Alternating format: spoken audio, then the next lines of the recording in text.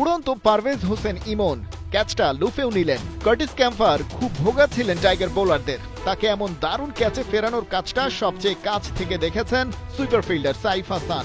অবাক হয়ে মাথায় হাত দিলেন। এভাবেই আয়ারল্যান্ডের বিপক্ষে প্রথম টি-20তে মাথায় হাত দিতে হয়েছে বাংলাদেশের সমর্থকদের। তবে সেটা অন্য কারণে। গল্পটা তবে শুরু থেকেই শুরু করা যাক। টস হেরে আগে ব্যাট করতে নেমে আয়ারল্যান্ডের হয়ে ঝড় তোলার কাজটা শুরুই করেন পল স্টার্লিং।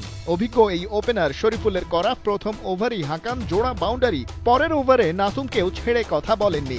সেবার অবশ্য বাউন্ডারির সংখ্যা 1। তবে বাংলাদেশি বোলারদের শাসন করার দৌড়ে পরে যোগ দিয়েছেন টিম ট্র্যাক্টর। ইনিংসটা বেশি দূর ক্যারি করতে পারেননি স্টার্লিং। দলীয় 40 রানে তানজিম সাকিবের বলে সাইফ হাসানের হাতে ক্যাচ তুলে ফিরে গেছেন।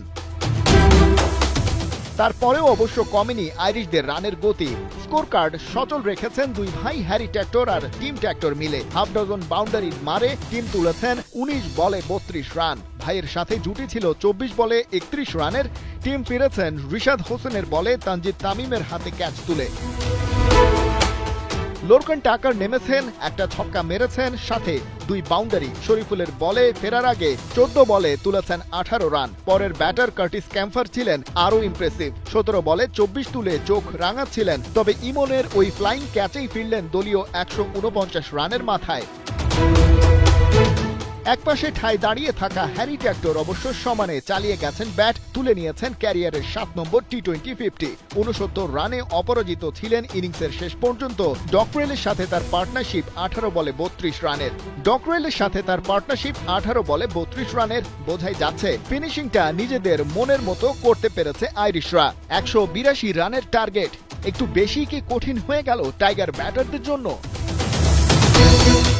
প্রশ্নের উত্তরটা পাওয়া গেল খানিক বাদেই। বাংলাদেশ দল বড় রান চেস করতে নেমে শুরু থেকেই খেইহারা। পাওয়ার প্লেতে দলীয় 18 রানের মধ্যেই বাংলাদেশের নেই 4 উইকেট। কিছু বুঝে ওঠার আগেই ফিরে গেছেন তানজিদ তামিম, লিটন দাস, পারভেজ ইমন আর সাইফ হাসান। হাল ধরার চেষ্টা করলেন রিসেন্টলি ফর্মের ধারে কাছেও না থাকা তাওহিদ হৃদয় আর জাকের আলী অনেক। দুজনে মিলে করলেন 34 বলে 48 রান।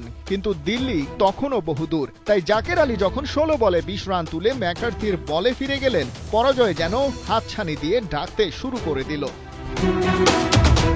এরপর আর কোনো নির্ভরশীল পার্টনার পাননি হৃদয়। তার হৃদয়ের রক্তক্ষরণ বাড়িয়ে একে একে ফিরে গেছেন তানজিম সাকিব আর রিশাদ হোসেন। শরীফুলকে সাক্ষী রেখে হৃদয় তুলে নিয়েছেন ক্যারিয়ারের 5 নম্বর 50। হারার আগে হার মানতে চাননি মোটেও।